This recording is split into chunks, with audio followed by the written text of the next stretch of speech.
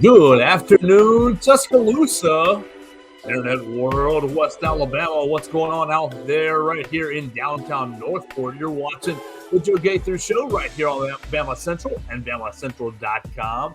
I am, of course, Joe Gaither. You can follow me at Joe Gaither6 on all the social media machines, Instagram, social media, Instagram, Twitter, Facebook, YouTube. You can follow the show right there at Joe Gaither6 or anywhere at BamaCentral.com. Of course, we are a proud part of the BamaCentral.com broadcasting network with Blue Collar Unplugged, and it's time to get another week rolling. Blue Collar Unplugged just dropped a new episode, so you make sure you guys go subscribe to what they've got going on at Blue Collar Unplugged as they rolled out. I think it's episode number 3 for the basketball season with Blake Byler, Jacob Pickle, and Matthew Gibson. You can find them as well on Spotify, Apple Podcasts, and on Amazon right there at BamaCentral.com. So right there where you can find us as well.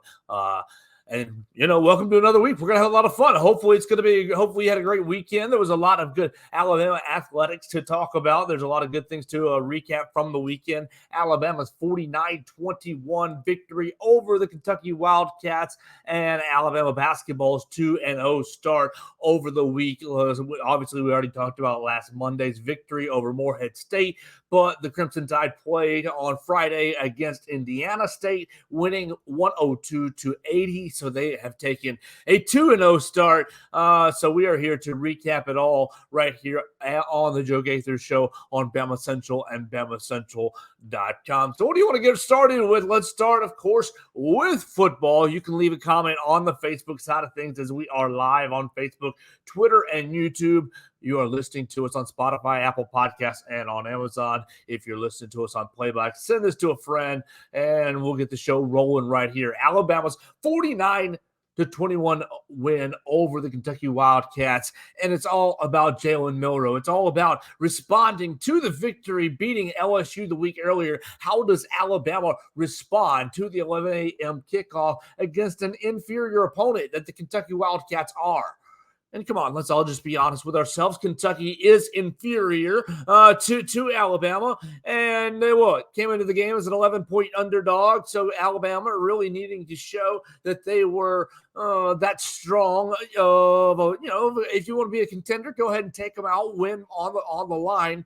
And that's exactly what Alabama did. What did they do differently than a couple of weeks earlier when they played Arkansas for homecoming? They got off to a big lead. They let Arkansas get back into it. They let Arkansas make it into a game again.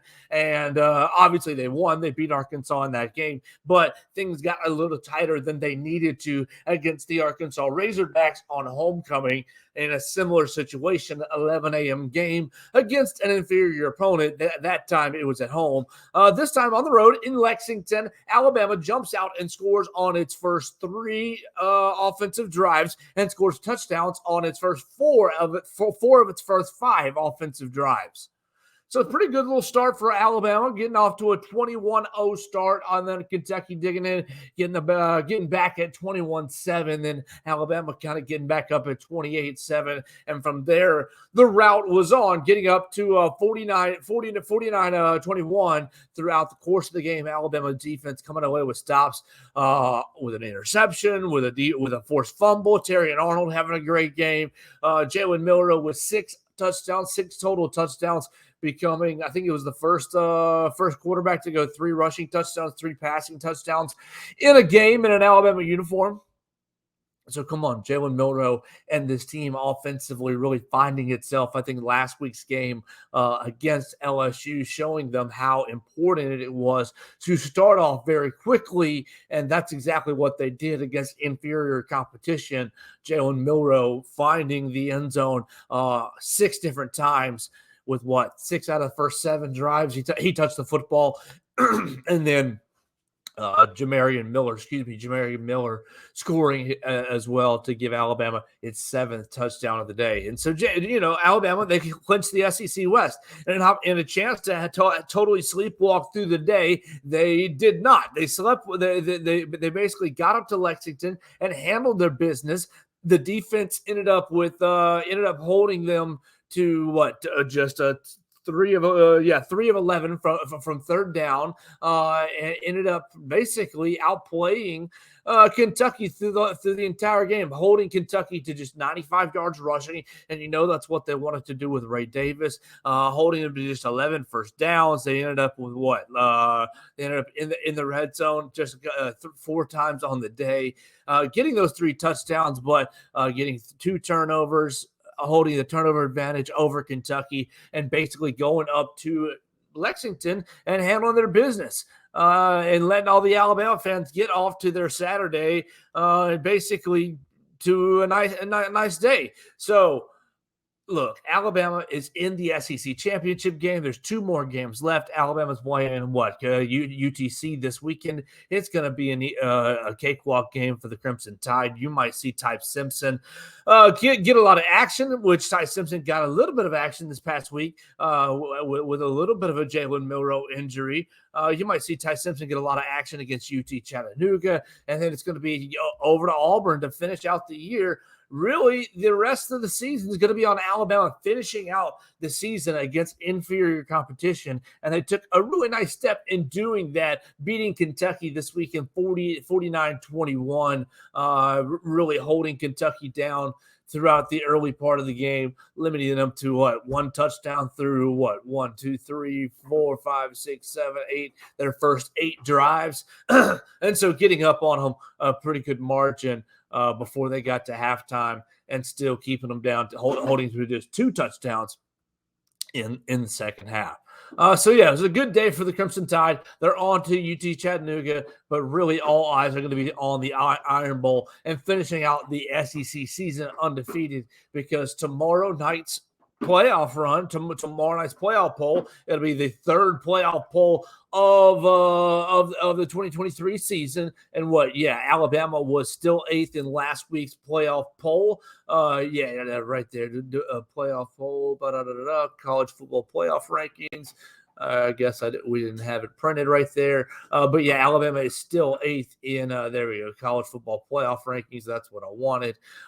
They're still 8th. Ohio State 1, Georgia 2, Michigan 3, Florida 4, Washington 5, Oregon 6, Texas 7, Alabama 8, Ole Miss 9, Penn State 10. So you didn't get any favors from Penn State this past weekend. They lost to Michigan, and then Ole Miss lost a big game to Georgia as well. Texas almost got upset by TCU. Oregon played kind of a close game with USC, but it ended up beating them. Utah played a close game with Washington. Washington won. Florida State won a close rivalry game.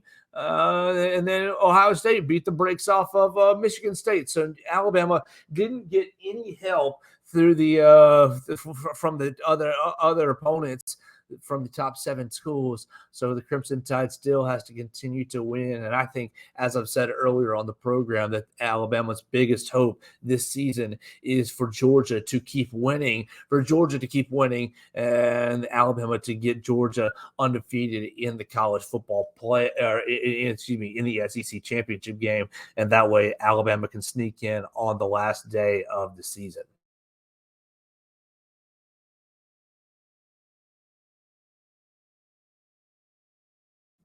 All right, so the Alabama football team wasn't the only team that was in action. It wasn't the only Alabama team that was in action over the weekend. Alabama basketball took place and had their second game this weekend on Friday, beating Indiana State 102-80. And I had the pleasure to be there with Blake Byler and with Will Miller, and we got to be in the Coleman Coliseum watching a new team kind of gel together. As Aaron Estrada and Grant Nelson had another set of good games, again, this time along with Mark Sears once again, the 3 of them going for over 20 points. That's how you get, to a team total of 102. Estrada with 27, Sears with 24, and Grant with 20 points. Grant Nelson with 20 points. The 3 of them together really forming a 3-headed monster. They got a little Riley Griffin worked in there. They got a little Jaron Stevenson Stevenson worked in there as well, as several players showing that they can be dangerous. Latrell Wrightsell with 8 points as well. And Muhammad Wagay with 6 points. So Alabama really showing that they can get things done, shooting 70%, 60%, 56% from the 3-point line, 13 of 23. So a really high percentage. And Coach Oates really talking about wanting to even shoot for more threes than the 23 they've gotten up. And so Alabama still getting going on the early part of the basketball season, showing a little bit of showing a lot of strength on the offensive end, getting over 100 points through the season's first 2 games. First time doing that since 1964, 1965. Really exciting to see the Alabama basketball team getting going early. They're going to take on South Alabama next on Tuesday night. So we'll be there for BamaCentral.com. They're going to take on South Alabama, team who last year I went down to watch them play South Alabama down in Mobile. And that was a fun little evening, a fun little trip for myself and a couple coworkers getting down there. And Alabama won that game, a close little game. And so it'll be interesting to see what South does. They're going to be a competitive team, probably the most competitive game that Alabama has played this season as far as talent-wise goes. Alabama, was just better than Indiana State. Now, Indiana State had several players that get shot pretty nicely. Isaiah Swope ended up with 17 points. He was 4 of 6 from the 3-point line. Ryan Conwell was 4 of 8 from the 3-point line. He had 16 points. And Jason Kent had 14 points. So they had a couple of different guys. Julian Larry had 15. They had a couple of different guys that got after it on the offensive end. I really felt like Alabama didn't really defend very well, and Coach Oates echoed that in his post-game comments, giving up 1.12 points per possession to the Sycamores, but just showing really strong offensive effort. So this Alabama team showing that they can get to 100 points in 2 consecutive nights. It'll be interesting to see if they continue to just show the ability to, hey, we don't care about defense, or we don't have to care as much, we should say, about defense, because we're just going to outscore you. I mean, a couple nights in a row, getting to breaking the century mark, the 3 guys. I mean, Estrada has shown that he can score from any place on the court. He had great 3-point shooting this past game. What did he have? Estrada. He was 6 of 8. Yeah, 6 of 8 from the 3-point line on Friday night. Look, that guy can fill up the buckets. I think he's a really special player. Coach Oates said that the rotation was slimmed down just a little bit on Friday night because of defending. It's saying that Sam Walters and Jaron Stevenson didn't play near as much because of defending. Walters only played 9 minutes, and Jaron Stevenson did get double-digit minutes. He played 18 minutes, but Coach Oates saying this morning over the Malmore Center that his playing time was diminished because of failure to defend against the Sycamores on Friday night. So it's going to be interesting to see what Alabama basketball does the next couple of days, next couple of weeks. Alabama basketball taking on South Alabama, as we said, on Tuesday at 7 p.m. over in Coleman Coliseum. We hope to see you guys there supporting the Crimson Tide live and in person. If you can't make it, you can follow along the live updates on BamaCentral.com. That's where I was on Friday night for Bama Central. We did live updates. We were in the press room, and we did a little courtside broadcast, a small little courtside broadcast, all of which you can find on BamaCentral.com with our friends Blake Byler and Will Miller from this past Friday night. On Tuesday, we'll have Alabama against South Alabama, and then on Friday, Alabama will be playing again. They'll be playing against Mercer on Friday at 7 o'clock. So another kind of easier bye game against the Mercer Bears before they have a bit tougher competition the next Friday Thanksgiving week, they're going to be taking on Ohio State, and then they'll either play Oregon or Santa Clara down in Destin, Florida at the Emerald Coast Classic. So a little bit of an easy schedule, kind of a ramp up to play Oregon and to play Ohio State and then Oregon and Santa Clara. But they really, in December, early part of December, they ramp up. They're playing Purdue, Creighton, and Arizona, 3 top 10 teams back to back to back. So that's going to be and all on the road or all at neutral site games. So it'll be interesting to see. We'll really get to know Alabama basketball the first week of December. Alabama basketball going to spend the rest of November kind of getting to know one another. There's going to be a couple of challenges with Ohio State, with Clemson in the mix. Then we'll see if they'll either play Oregon or Santa Clara. Those will be good little challenges, but several little bye games left to go. South Alabama, Mercer, Arkansas State, all kind of worked out some sort of home deals or bye games. And you can see them again on Tuesday, right there at 7 o'clock in Coleman Coliseum. Look, and you really need to see this team. Grant Nelson, they can score. Now, I will say I'm with Coach Oates. The defending wasn't that great for me. On Friday night, but then on offense as well, I asked Blake Bywood this: was the offense that great? Is the offense that great because they scored over in triple digits, or is it that good because the guys with the basketball in certain situations, Grant Nelson, Aaron Estrada, or Mark Sears, are just better than the guys that they played against and or made great one-on-one plays and one-on-one shots? Now, they made shots, like I said, with 56% from behind the arc. Aaron Estrada was 6 of 8 from behind the arc. They made some plays. Grant Nelson was, he was 7 of 10 overall in the game. No 3-point shots, but 7 of 10. He was 6 of 6 from the free throw line, 8 rebounds as well. So he got after it for his 20 points. Mark Sears, 3 of 4 from behind the line. So he made some shots as well. Did the guys just make shots, or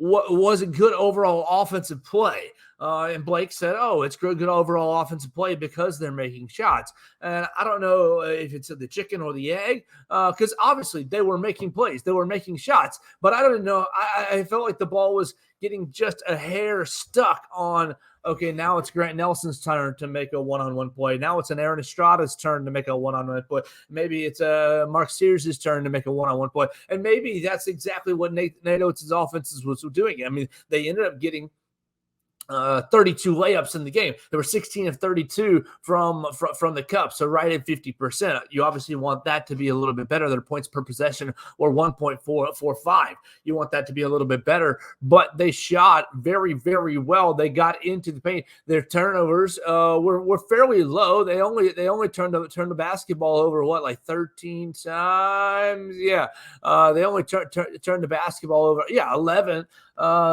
times in the games. So, it worked out very well on offense. It was hard to decide. I mean, 40 points in the paint, very, very, very good. I think that obviously you're very happy with the offensive output. The defense, a little bit suspect. I wonder how sustainable things are going to go. And we'll find out. We'll obviously find out. It's only 2 games. You're 2-0. You're going to celebrate that. You moved up from 24 to 22 in the polls. You go take care of. You go take care of South Alabama, and then you get a little bit tougher competition as the season goes on. And you see what happens. You roll the dice. Right now, the guys look really, really good, but it's hard to tell exactly how qualified those wins are. You've moved up in KenPom, I think, to number 8 overall in KenPom. So doing pretty well in basketball. Good little first week, and we'll see how it continues on Tuesday at 7 p.m. Now, the ladies, we'll check up on the ladies. Beat Morehead State on Sunday, so they are off to a 3-0 start as well. All right, so back to football real quick. We talked football to get the show started. We talked about Jalen Milroe, his 6 touchdowns. We talked about beating Kentucky. It was kind of one of those games that it was like, meh.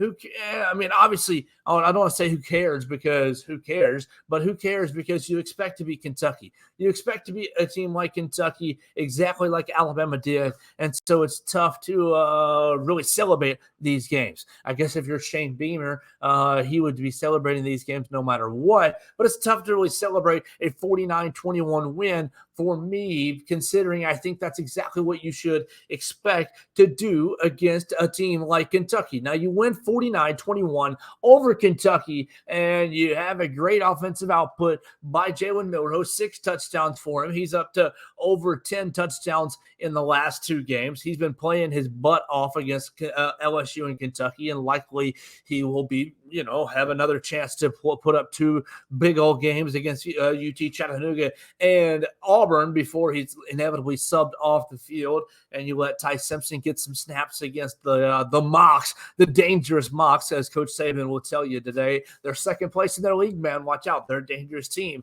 And then obviously Auburn is Auburn. We'll talk about them as the next 2 weeks go on. But Jalen Milroe, is he in Heisman contention? I mean, I don't know. I wouldn't give him my overall vote, but I think he's definitely in the conversation for Heisman Trophy contender. I think you still got to give it to Jaden Daniels for what they did, beating Florida, 52-35, putting up a big number against Florida, not letting Alabama beat them twice. Congratulations to LSU. Now, Florida is pretty terrible. I've got them rated pretty low in my SEC power rankings that you can read right there at BamaCentral and BamaCentral.com. We encourage you to do that each and every Sunday morning. We put that out. I've got Florida rated 10th in the SEC, and I've got LSU rated 3rd in the SEC? No, 4th. Excuse me, 4th in the SEC, right behind Ole Miss, despite their loss to Georgia, 10th for Florida, exactly, and 2nd for Alabama. Congratulations to LSU. I'm still giving my Heisman vote, if I have a Heisman vote, to Jaden Daniels, but for Jalen Milroe, I think Jalen Milroe has asserted himself as one of the best quarterbacks in the SEC. Now, he's not the best quarterback in the SEC, but he just finds ways to get it done.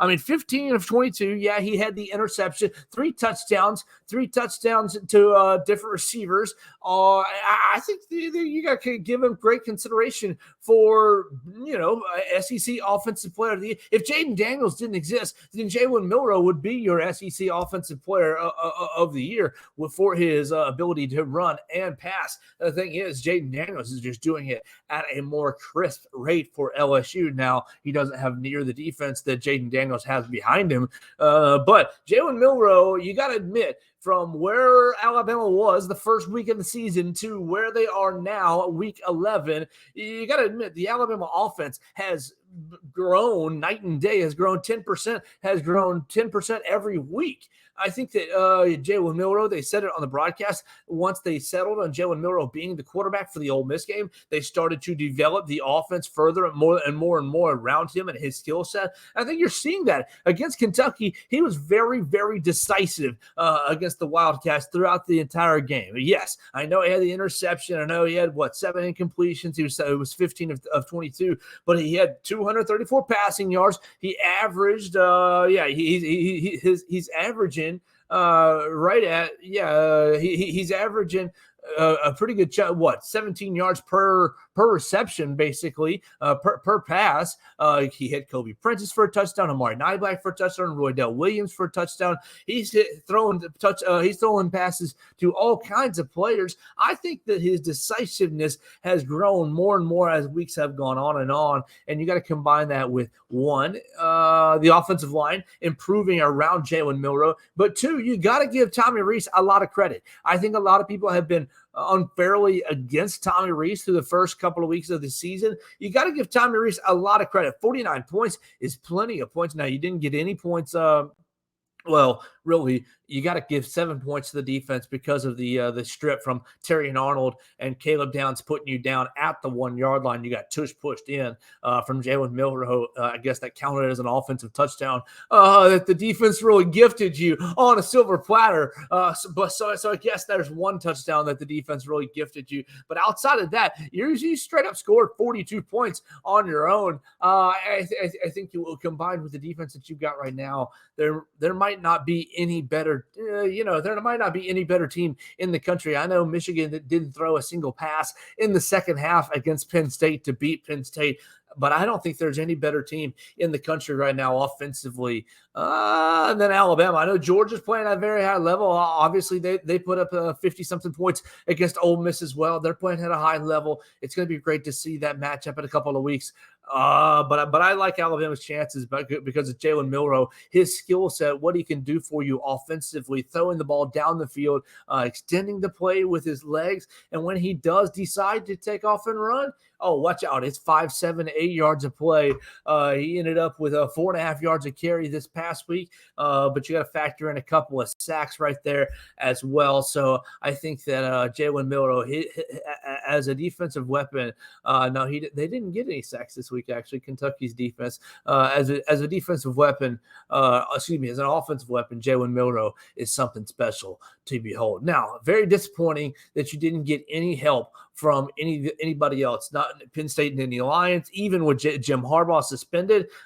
We haven't talked about that at all since in the last couple of weeks. We didn't talk about that at all last week. Michigan sign stealing and their developments. Look, what happened last week is he said, she said, BS. The Penn State coaches tried to get Jim Harbaugh suspended, and that's exactly what they did. They got him suspended. For last week. We'll see if the suspension holds. Jim Harbaugh has some sort of an appeal out right there in the court system. We'll see how, if that appeal gets answered, if he can come back and return.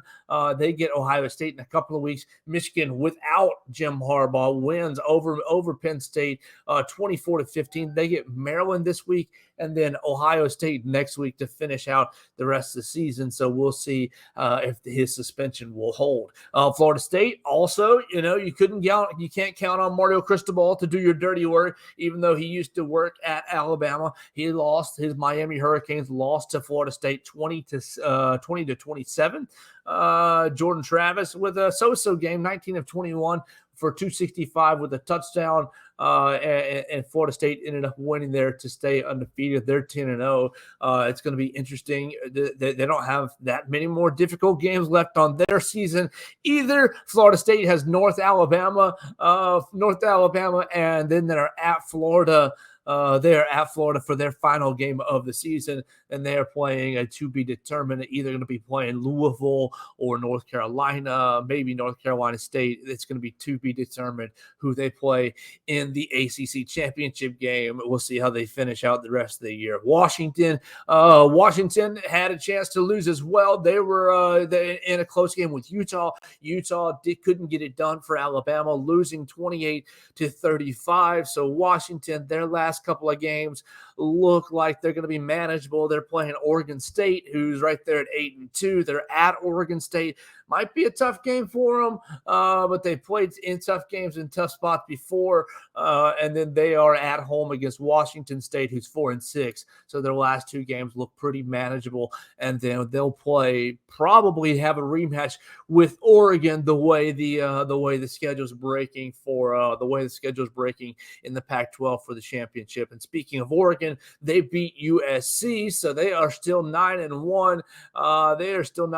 They're playing Arizona State and then Oregon State for their last two games. If they win those two games, they're going to be in a rematch with Washington for the Pac-12 championship game. You couldn't get any help from TCU this week. They lost by 3 to Texas.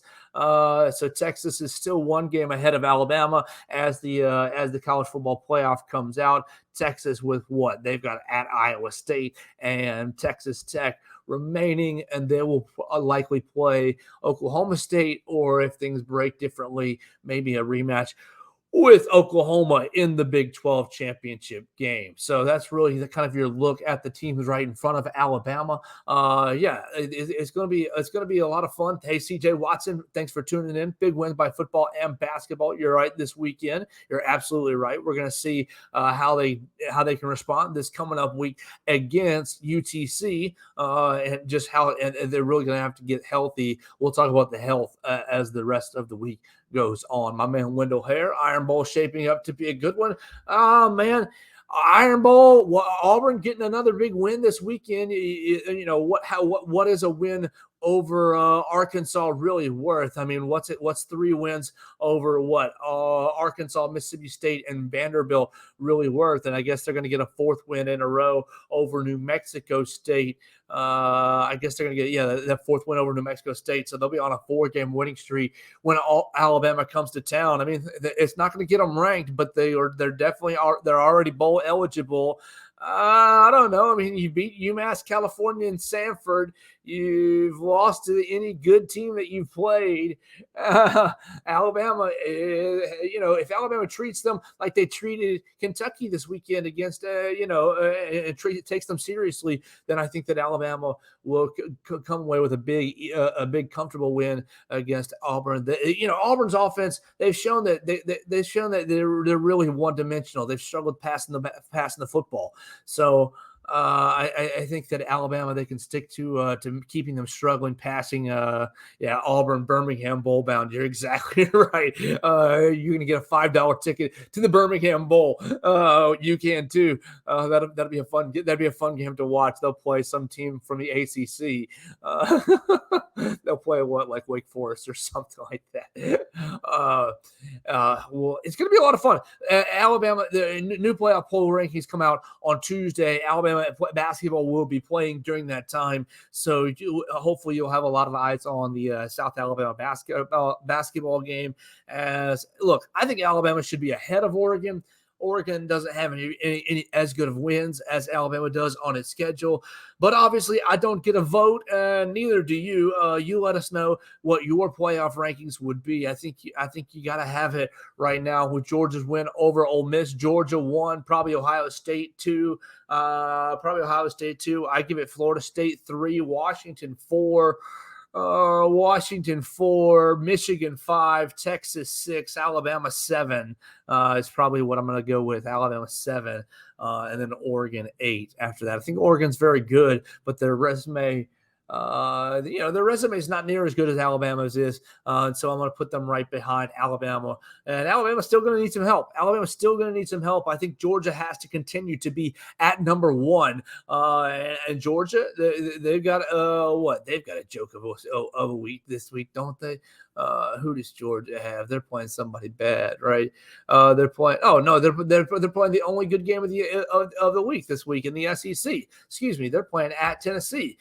So yeah, they are playing somebody bad, quote unquote. I didn't mean that as a joke, but now I do. I didn't realize that they're playing at Tennessee. They're playing the only real good game in the league this week at 2:30 on CBS at Tennessee. So yeah, and then they're playing at Georgia Tech, and then they're going to have Alabama. So they don't get a joke of a week this week like Alabama does with UTC. They've already had their schedule was front loaded with a lot of jokes. They had UAB, but they had UAB, Ball State, and UT Martin at the beginning of their season. So they got that out of the way. They're in the middle of I guess the toughest part of their season. Give them props for beating Missouri, beating Ole Miss 52-17, and I guess they're I think they'll probably beat the brakes off of Tennessee as well. Probably like 35-14, 35-14, 38-14, somewhere in that range as well. Georgia hopefully will look. They got Brock Bowers back this past week. He is a machine. He's an animal.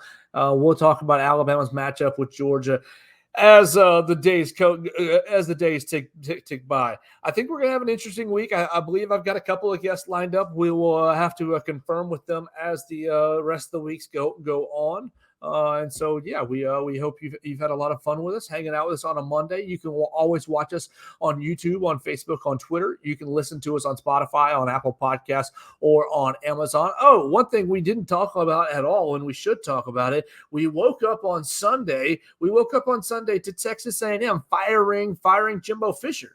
And then we woke up on Monday to Mississippi State firing Zach Arnett. And so two crazy moves happening in the SEC this week. Two crazy moves happening in the SEC with Jimbo Fisher. Now, look, Jimbo, the only reason it's crazy is because his buyout was, what, $75, $77, $74 million, somewhere in that range. You're seeing any of those three numbers get thrown out there by different media syndicates. So let's just call it $77 million, their buyout to Jimbo Fisher. Yeah, you can fire me and send me anywhere you want to go in the world for $77 million. But no, all they're telling him to do is clear out his office in College Station. A pretty good little deal there. Look, Jimbo never could get it done. He had the 1 year in 2020 where he finished, fifth in the country, sixth in the country, finished right there second in the SEC West, third overall in the entire in the league that year.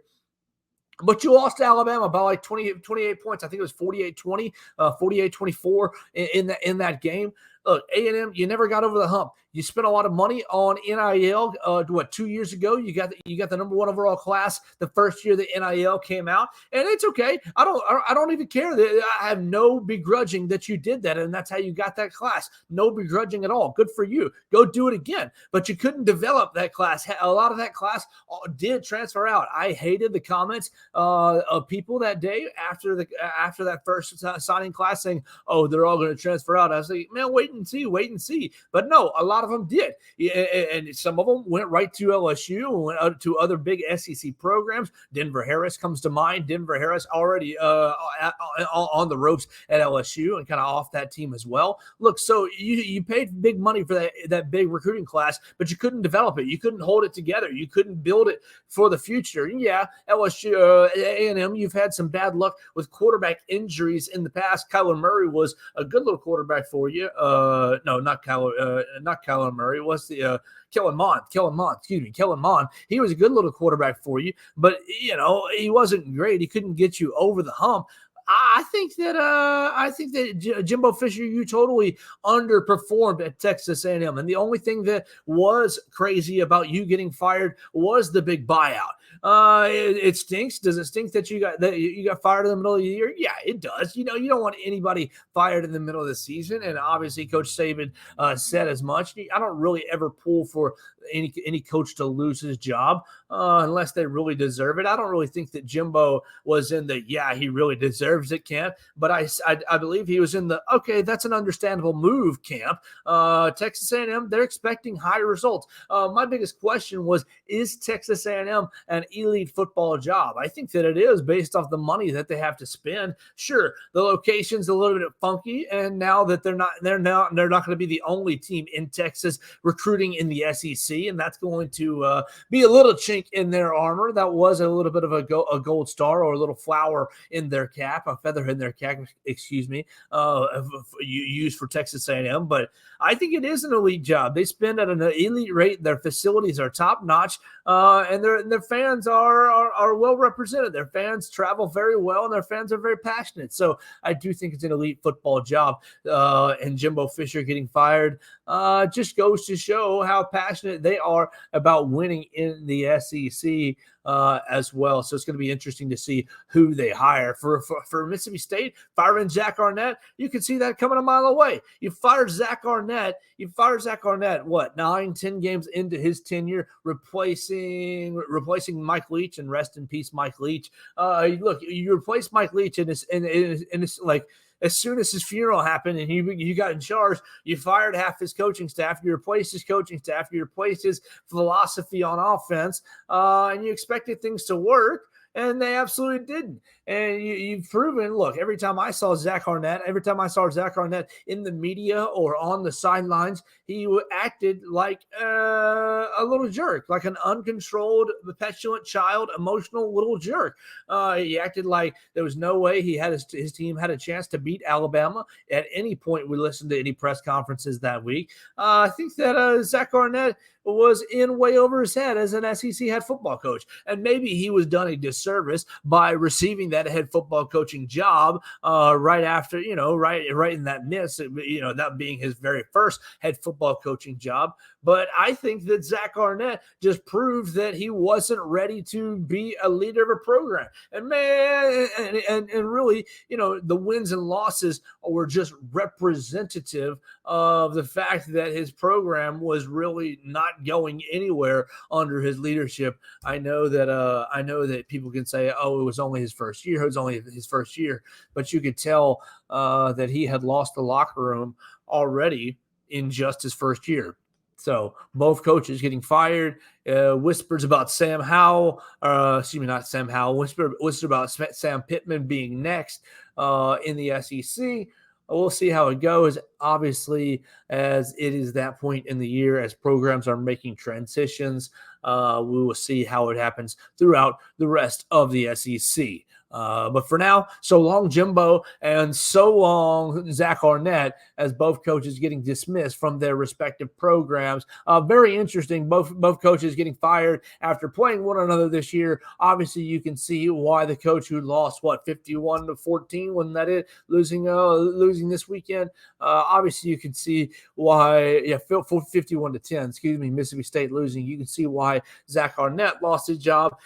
Interesting to fire a guy after winning 51-10, but people saying that Texas A&M's sources or decisions to fire Jimbo Fisher were made on Thursday. It just goes to show how much respect winning or beating Mississippi State is really given in this league. That's a win you're expected to get. That's a win you're expected to get each and every week if you're a top-tier program in the SEC. So that's going to pretty much do it for our program today. Tomorrow, I think I'm going to have a guest. I don't want to say so far because I don't want to spoil it in case we don't get that guest. But we had a lot of fun on the show today talking about Alabama's big win on the hard court. They're 2-0. They're going to be playing South Alabama on Tuesday at 7 p.m. You can follow along with us at Joe Gaither 6 on all the social media devices right there at Joe Gaither 6 or at BamaCentral for our coverage of Alabama basketball tomorrow at 7 p.m. Check out our coverage from Nick Saban's press conference today. Nick Saban and NATO. It's both talking to the media today. You can read about that at BamaCentral.com. You can always check out the show on YouTube, Facebook, and Twitter. Follow us and listen to us on Spotify, Apple Podcasts, and on Amazon. We have programs each and every Monday through Friday. We try to put out programs and interview great guests, and we will try to continue to do that the rest of the week. Yes, Alabama's playing UTC, but we want to take it seriously. We want to start getting you ready for the Iron Bowl as well. Alabama basketball is playing on Tuesday, playing South Alabama, and then carrying on as the season starts to get serious the first week of December for Alabama basketball as well. It was a great week, great weekend. Alabama football beating Kentucky, clinching the SEC West. 2 more football games remaining. We'll cover it all right here on the Joe Gaither Show on Bama Central and BamaCentral.com.